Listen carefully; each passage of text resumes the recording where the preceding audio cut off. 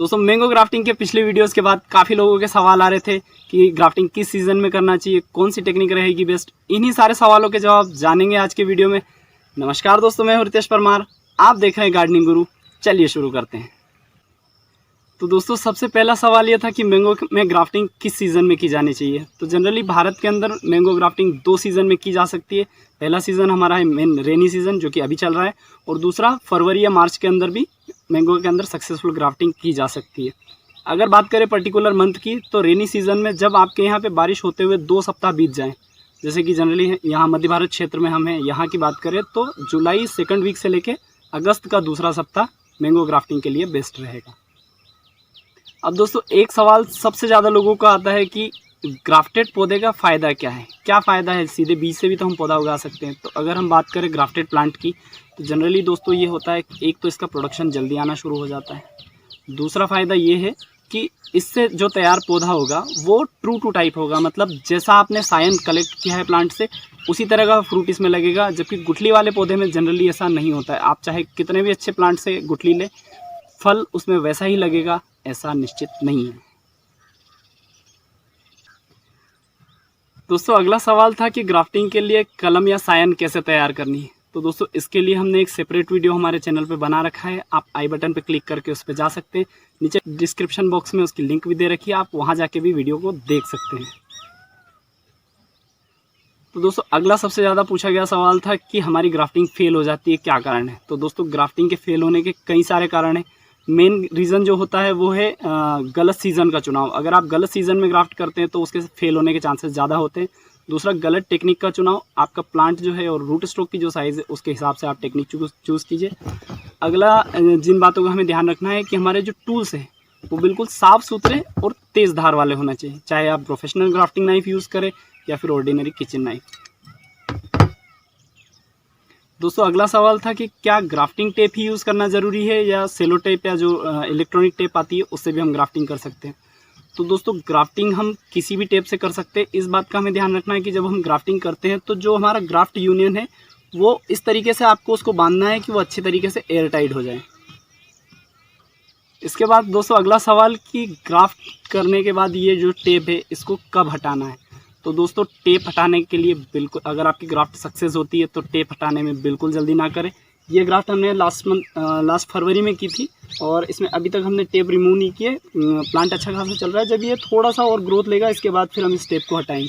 तो जनरली जो आपकी ग्राफ्ट है वो सक्सेस होने के 3 से 6 महीने बाद ही आप टेप हटाएँ। काफ़ी जल्दी ना करें क्योंकि इसके कारण आपकी ग्राफ्ट के जो है सूखने के चांसेस बढ़ जाते हैं। और दोस्तों लास्ट सवाल कि एक ग्राफ्टेड पौधा प्रोडक्शन कब देना शुरू करेगा। तो दोस्तों अगर हम बात करें ग्राफ्टेड प्लांट की, तो इनमें जनरली होता ये है कि फ्लावरिंग जो है वो अगले ही सीज़न से आना शुरू हो सकती है या फिर 1 साल के अंदर फ्लावरिंग इसमें शुरू हो जाएगी। लेकिन अगर बात करें हम एक उत्पादन की, अच्छे उत्पादन की, तो वो जनरली जो है 2 से 3 साल के बाद ग्राफ्टेड प्लांट में आना शुरू होता है। जबकि अगर हम बात करें सीडेड पौधे की, तो बीजू पौधे में जनरली होता ये है कि ये 4 से 5 साल या 6 साल के अंदर प्रोडक्शन देना शुरू करते हैं। एक आखिरी सवाल दोस्तों लोगों का आता है कि हमारी मैंगो की गुठली लगाई थी वो जर्मिनेट नहीं है। ये भी एक कारण है। इसका कारण क्या होता है कि मैंगो का जो सीड होता है वो रिकेल्सिट्रेंट टाइप का होता है। इसका मतलब ये होता है कि वो जैसे ही उसको तोड़ा जाता है उसके बाद जैसे जैसे उसका मॉइस्चर कम होगा उसके जो उगने की क्षमता है वो धीरे धीरे समाप्त हो जाती है। जनरली दोस्तों अगर आपने जब भी आपने मैंगो प्लांट से तोड़ा है उसको अगर आप 28 दिन के अंदर शोइंग कर देते हैं तो उसके जर्मिनेट होने के चांसेस जो है वो अप टू 100% तक होते हैं। इसके बाद जैसे जैसे टाइम निकलता जाएगा उसके उगने के चांसेस कम होते जाएंगे। इसलिए कोशिश करें जब भी आप मैंगो खाएं गुठली को सुखाएं नहीं, सीधे उसको प्लांट करें। तो दोस्तों इसके बाद सवाल आता है कि ग्राफ्टिंग के लिए जो रूट स्टॉक यूज़ किया जाता है उसकी एज क्या होनी चाहिए। तो अलग अलग ग्राफ्टिंग के लिए अलग अलग एज का रूट स्टॉक यूज़ किया जाता है। सबसे पहले अगर हम बात करें स्टोन ग्राफ्टिंग की, तो उसके लिए जो रूट स्टॉक यूज़ किया जाता है वो होना चाहिए 3 से 4 सप्ताह का। उसकी पत्तियां जब तक कॉपर रेड कलर की हो तब तक हम उसे ग्राफ्टिंग के लिए यूज़ कर सकते हैं। उसके अलावा अगर आपका रूट स्टॉक बड़ा है, यानी कि अगर आप वेज ग्राफ्टिंग या साइड ग्राफ्टिंग के लिए जाते हैं, तो आपका रूट स्टॉक होना चाहिए कम से कम पेंसिल साइज थिकनेस का। ये इससे मोटा अगर है तो फिर आप साइड ग्राफ्टिंग के ऊपर जा सकते हैं, जैसे कि हमने इस वाले प्लांट में किया था। इसमें अगर आपका रूट स्टॉक काफ़ी मोटा है तो भी आप साइड से ग्राफ्टिंग कर सकते हैं। इसके अलावा अगर आपका रूट स्टॉक काफ़ी पुराना है। अगर आप किसी बड़े पेड़ पे ग्राफ्ट करना चाहते हैं तो उसके लिए आप क्लेफ्ट ग्राफ्टिंग या फिर बडिंग के ऊपर जा सकते हैं। दोस्तों अगला सवाल था कि ग्राफ्टिंग के लिए जो रूट स्टॉक तैयार करना है वो किस तरीके से तैयार किया जाता है। वैसे तो किसी भी गुठली से आप रूट स्टॉक तैयार कर सकते हैं, लेकिन कोशिश करें कि आपके लोकल में जो आम होता है जिसकी साइज़ भले ही छोटी हो, उसकी गुठली से आप रूट स्टॉक उगाएं, क्योंकि वो आपकी अपनी ज़मीन में अडोप्टेबल होगा तो आगे जो पौधा बनेगा वो ज़्यादा स्वस्थ रहेगा। एक सवाल और ये आता है कि क्या मैंगो के ऊपर लेयरिंग की जा सकती है। तो इसका आंसर होगा नहीं, क्योंकि मैंगो के ऊपर लेयरिंग उतना ज़्यादा सक्सेस नहीं है। हाँ, मैंगो के ऊपर रूट ग्राफ्टिंग की जाती है जो लेयरिंग जैसी होती है, तो उसका वीडियो भी आपको जल्दी हमारे चैनल पे मिल जाएगा। लेकिन मैंगो के ऊपर लेयरिंग उतना सक्सेसफुल नहीं है, आप ग्राफ्टिंग या बडिंग के ऊपर जा सकते हैं।